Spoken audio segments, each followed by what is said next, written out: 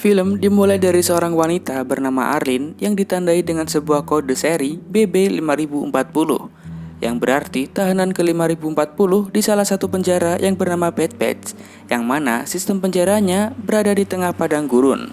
Ini adalah hari pertama Arlene di penjara paling kejam yang sengaja membiarkan para tahanannya bertahan hidup dengan cara masing-masing. Bahkan penjara ini tak terikat satupun hukum yang berlaku di Amerika. Kemudian, Arlene menemukan sebuah mobil rusak yang terparkir. Arlene pun berdandan di dalam mobil. Sampai suatu ketika, Arlene tersadar bahwa ada sebuah mobil yang datang menujunya. Ia langsung lari sekencang-kencangnya dari kejaran orang itu. Namun sayangnya, Arlene harus tertangkap dengan sangat mudah. Saat Arlene terbangun dari pingsannya, dia berada di sebuah base camp dan dalam kondisi tangan dan kaki yang terikat. Kemudian, datang seorang wanita yang menyuntik tangan Arlene. Tak sampai situ saja, wanita itu juga memotong tangan dan kaki Arlene. Tentu saja hal itu membuat Arlene shock dan pingsan. Kemudian wanita itu memasak tangan dan kaki Arlene untuk dimakan. Ternyata para tahanan di situ menangkap satu sama lain, terutama pada tahanan baru untuk dimakan demi bertahan hidup. Arlene yang sudah tak bisa apa-apa sengaja buang air besar sebanyak-banyaknya, lalu melumuri badannya dengan kotorannya sendiri. Dan tentu saja cara ini berhasil membuat wanita itu merasa jijik, sampai-sampai wanita itu memandikan Arlene agar tubuhnya bersih. Di saat itulah Arlene memiliki kesempatan untuk mengambil sebuah besi untuk menyerang wanita itu.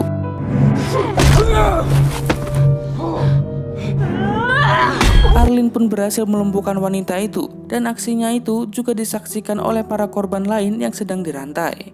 Arlene pun mulai menyeret tubuhnya secepat mungkin dan seaman mungkin. Beruntungnya, Arlene menemukan sebuah papan skateboard untuk mempermudah dirinya melarikan diri dari base camp tersebut.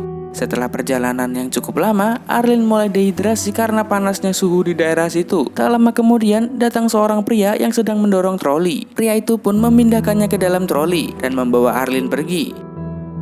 Setelah menempuh perjalanan yang sangat jauh, akhirnya pria itu sampai di sebuah tempat yang bernama The Comfort. Arlene pun disambut oleh banyak orang, sedangkan pria misterius yang menolong Arlene tadi pergi begitu saja. 5 bulan kemudian, Arlene kini terlihat jauh lebih baik dari sebelumnya, karena Arlene kini sudah memiliki penghasilan sendiri dari kerjanya yang membantu para pedagang di sana. The Comfort sendiri adalah tempat untuk para tahanan yang ingin merasa seperti di dunia luar meskipun dalam penjara. Scene pun berpindah pada seorang pria berbadan kekar yang terlihat sangar dan menakutkan. Ternyata pria ini adalah pemilik dari base camp yang pernah menangkap Arlene. Meski begitu, pria yang dijuluki sebagai Miami Man sangat penyayang terhadap anaknya dan cukup ahli dalam bidang melukis.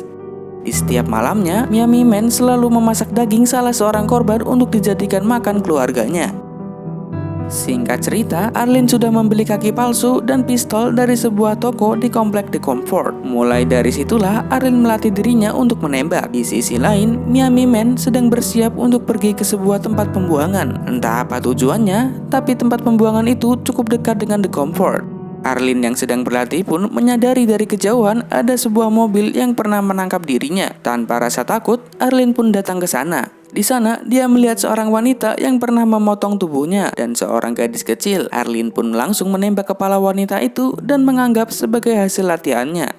Tak lama kemudian, pria penolong itu melihat Arlene dari kejauhan sedang membawa seorang gadis kecil. Ternyata, Arlene membawa gadis kecil itu ke The Comfort. Gadis kecil itu menginginkan seekor kelinci yang dijual di sana, dan Arlene pun membelikannya.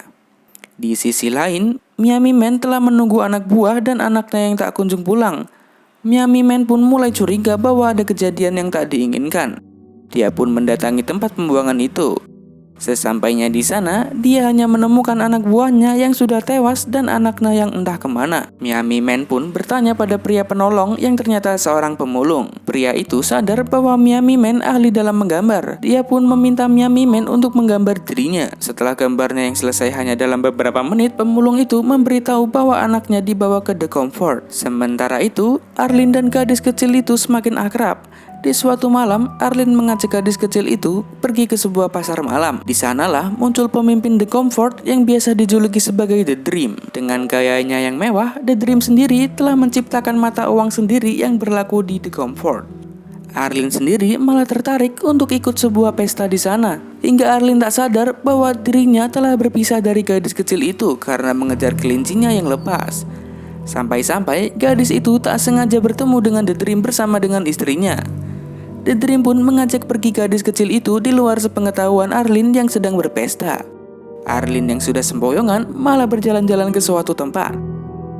Hingga esok harinya, Arlin pun baru terbangun dari tidurnya dengan kondisi yang lemas dan terbaring di tengah gurun. Di sana dia melihat Miami Man yang membawa kaki palsunya. Miami Man pun menanyakan tentang keberadaan anaknya. Namun Arlin mengaku tak pernah melihat anak itu. Dari situlah Miami Man menyuruh Arlin untuk menemukan anaknya dalam keadaan hidup dengan taruhan nyawanya Arlin. Tidak lama kemudian, datang seorang pria mengendarai motor yang sedang membawa sesuatu. Ternyata, pria itu menawarkan barter satu kotak jerigen bensin dengan nyawa Arlin untuk dijadikan makanan kelompok pria itu. Anehnya, Miami Man malah setuju dengan tawaran itu, dan ternyata semua itu adalah rencana Miami Man. Dia melempar senjata tajam ke tubuh pria itu hingga tewas. Dia pun merampas bensin sekaligus motor pria itu.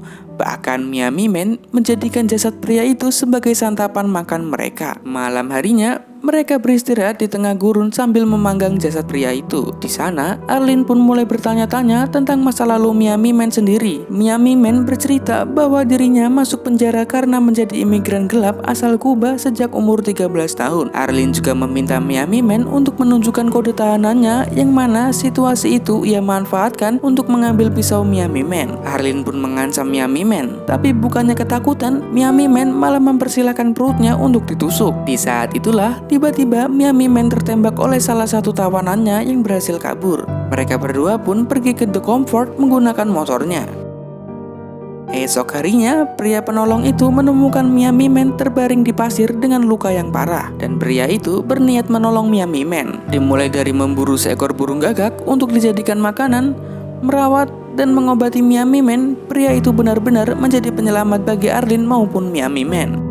Hingga suatu saat, Arlin tak sengaja melihat gadis kecil itu sedang berpergian dengan istrinya The Dream. Bahkan anak itu sudah dianggap seperti anak sendiri dan selalu dimanjakan dengan fasilitas yang mewah. Sementara itu, kondisi Miami Man semakin baik dan sudah tak butuh pertolongan pria itu. Miami Man pun sangat berterima kasih atas jasa yang dilakukan oleh pria penolong itu. Malamnya, Arlin berinisiatif untuk datang ke kediaman The Dream yang sudah dijaga ketat. Ternyata, selama ini The Dream memiliki banyak istri, bahkan seluruhnya sedang dalam masa hamil. Di sana, Arlin tertarik untuk menjadi salah satu istri The Dream. Tak lama, The Dream pun menyiapkan kamar spesial untuk Arlin. Namun ternyata, semua ini telah direncanakan oleh Arlin. Dia berencana untuk menyandera istri The Dream agar The Dream mau menyerahkan gadis kecil itu pada Arlin. Terjadilah negosiasi antara mereka, dan beruntungnya The Dream setuju untuk menyerahkan gadis kecil itu. Bahkan dia juga memberi kendaraannya pada Arlin. Tak lama kemudian, saat perjalanan, Arlin berpapasan dengan Miami Man yang tentu saja membuat dirinya dengan senang menyambut kehadiran anaknya. Mulai dari sinilah Arlin memutuskan untuk ikut dengan Miami Man dan menjadi anggotanya di base campnya. Dan pada akhirnya mereka pun tinggal bersama. Film ini mengajarkan kita untuk saling bekerja sama untuk mencapai tujuan bersama. Karena pada dasarnya manusia adalah makhluk sosial yang saling membutuhkan satu sama lain.